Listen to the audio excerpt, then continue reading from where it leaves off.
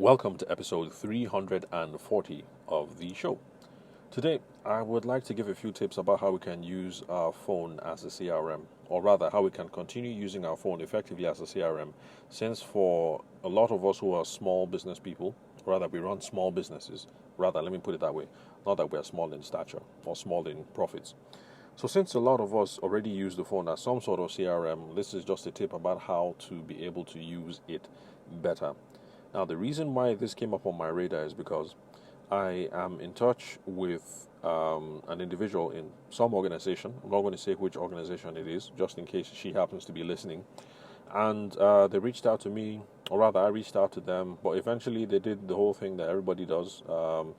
They snooped on my profile on LinkedIn. This is regarding the sales consultancy. And, that's really good on them because a lot of people haven't realized that you can use LinkedIn to snoop around on your prospects before you initiate a conversation. But so I noticed, and then I sent them a request, and we started a conversation. We've had a few Zoom sessions, and then after that, I also started having a WhatsApp chat with this particular lady, and of course, all built around some consulting that I'm going to do for their organization. But however, as we've been chatting on WhatsApp and exchanging emails, it just occurred to me that she hasn't quite put two and two together, that the person that she's chatting with on WhatsApp is also someone that she has scoped out on LinkedIn before, accepted a what's it called? LinkedIn request? Is it LinkedIn request? Invitation request? I can't remember what they're called. Anyway, so I guess she hasn't put it together that this fellow that she's chatting with is the same fellow on the other platforms. And it's understandable for most folks to not have a complete picture of who they're dealing with per se, since we have all these multiple options that are open. Because like I said, we've done a Zoom session, we've done LinkedIn, we've done WhatsApp, and we've done emails and SMSs. So in this case, I think the problem is just that she hasn't set up her phone correctly or her contacts in such a way that the phone recognizes that this is all the same individual.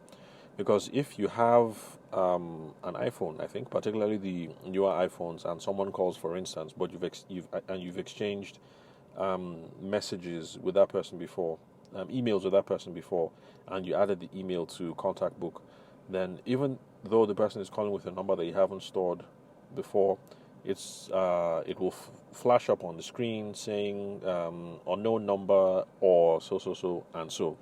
So it's possible that if you give your phone all the info that it needs, it can sort of work out, because our phones are fairly smart, that this is the person that you're dealing with. So if you are in this kind of scenario and you are whether you know that you're interacting with one person or not, I think it's a fairly good idea to update your contact details as much as you can. So you guys exchange emails, and if it's someone that you're going to be working with on a fairly consistent or a long-term basis, like in this case, since we're talking about sales consultancy services, store email to the contact book, or gosh, I can't remember what it's called. I can't remember if it's called contact book or whatever it is anyway. So just do that, store email to contact book. The person's name is going to be there.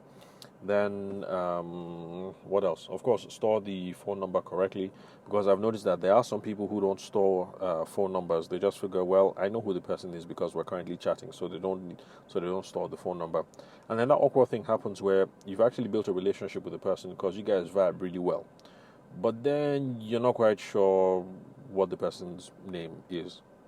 I mean, once in a while you might hit up your message history or whatever to see the person's name so that you can personalize a message to them. But on a whole, since you're not going to have that thing at the top of the screen where it says you're chatting with, when you're chatting with someone, let's say you're chatting with Zainab Atiku, for instance, it's going to be right there at the top of WhatsApp. But then if you haven't stored the number, but Zainab refers to herself on WhatsApp as let's say Sexy Zaini. What you have up there on the profile portion is Sexy Zaini, and that might not be enough to go on. But bottom line, what I'm trying to say is that nowadays communications is very fractured. You're dealing with people across multiple platforms. So at the very least, just make sure that you store, save the contacts, so that it gives your phone a wholesome idea of who it is that you are talking with. So on the email, save to contact. After you save the phone number, save the email against that phone number as well. Just little things like that that give you a sense that you are speaking to the same person across multiple different platforms. Oh, and by the way, I started off by saying CRM without defining what a CRM is. A CRM is a customer relationship management tool. Some people say client relationship management tool, and some people call it different names according to different industries. But the idea is this: in business today, we're going to be managing multiple relationships. We're talking to different people within an organization, or one person across different platforms. So we need to have a way of tracking, okay, that when was the last time I got in touch with Ms. Ogedengbe? What were we talking about? What project are we on? When am I supposed to deliver what? What is Ms. Ogedengbe supposed to do next? Things like that. And so it's an easy and handy way to use your phone as a CRM tool instead of buying fancy some fancy software on your computer. So you can use your phone for all that. So I've already spoken in the past on the podcast about how you use the note application here on your phone, or the calendar function, to make little notes. So each time you meet with a client, potential bride and groom, for instance, you can say, I met with Miss Ogedengbe and her daughter, March 11th, blah, blah, blah. Discussion went okay. Next step, send them over packages. Or next step, we've agreed to a meeting for March 15th where I take over samples, or something like that. You can just put those simple notes in on your phone. In summary, what I'm just trying to say is that you don't have to think of your phone just as a phone, but you can also think of it as something that you're using to manage the client relationship. So every time you hook up with potential customer, bride or groom, make those notes, make sure contacts are properly stored, especially if you're going to be having conversations across multiple platforms, especially for those of us in the wedding and the event space. It happens all the time that you meet with Miss Ogedengbe and her daughter, and yes, you store the numbers, but then again, you might be chatting with Miss Ogedengbe on Instagram DMs, or with her daughter on Instagram DMs, and because of the fractured state of events, sometimes you just get lost in the conversation. Because if you're talking to, let's say, business is really good and you have maybe like 10 serious prospects a month that you're talking with, and you guys are having multiple conversations, phone call today, WhatsApp in the evening, Instagram DM next tomorrow, sometimes you just lose track of it all.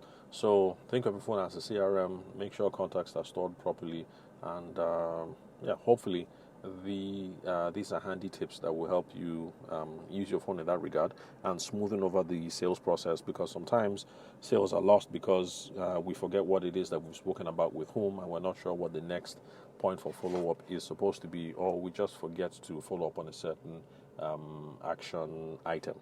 So that's it for today. Thank you very much, guys, for listening to the show. I'll catch you at the next recording.